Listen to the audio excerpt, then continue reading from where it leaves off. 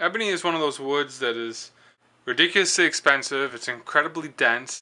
Ebony is used on fingerboards and knobs and decorative inlays and stuff like that. When you buy ebony, when you go to a wood store, it'll be waxed. This is the way that this comes over from Africa. I was lucky enough to find a supplier who I could buy in bulk. So I do a lot of cutting and resawing. I've got a resaw video where I cut ebony and I stack it. All the ends are sealed with wax, per pound essentially, or per board foot. Ebony is the most expensive wood that you will buy.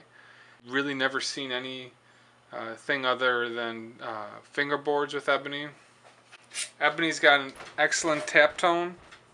It's also used as inlays. You can hear this is a good fingerboard. You can't really hear it. Since it's so dense, you get a lot of ringing through it. You also get a lot of different color variations in ebony. You'll get a perfect black board, and sometimes you'll get streaks.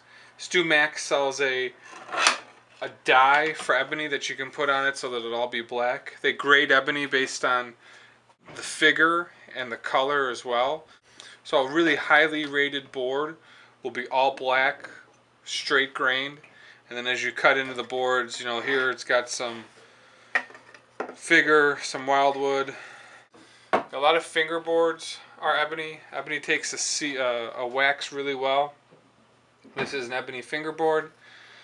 Cuts well. You can sand it. Gets a lot of black dust. I've got a whole video on this guitar, but this is an ebony fingerboard. All the top manufacturers use ebony as their fingerboards. Les Paul Custom, Paul Reed Smith. Ebony has a really bright tone. It's great sounding. It's a way to help brighten up mahogany when you pair it with a mahogany neck. Since I did have a lot of ebony, I got a little bit crazy and decided to make an ebony topped guitar. This was 4 pieces of wood that I glued together to get to the top.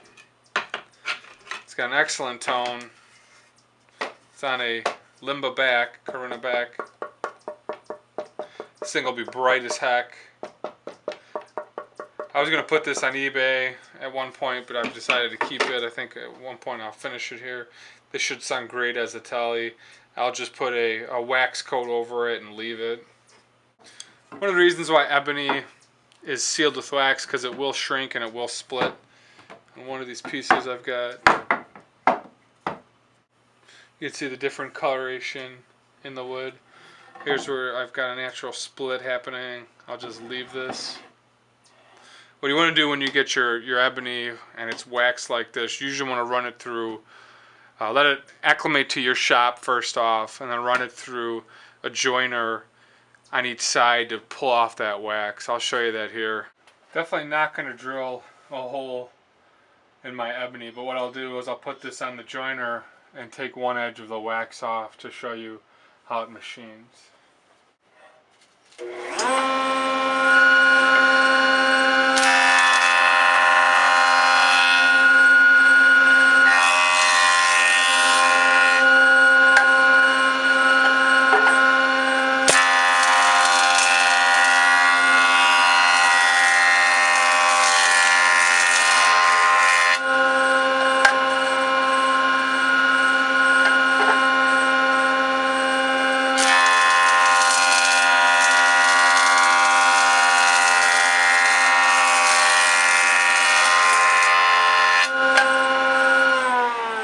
So now after I faced it, you can see how beautiful it is. It's got a little bit of a pop there.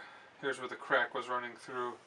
But really when you run it through a joiner, you get a beautiful finish. You can obviously sand it as well, but when you run it through a joiner, you get that fresh cut, all black piece. It's just beautiful.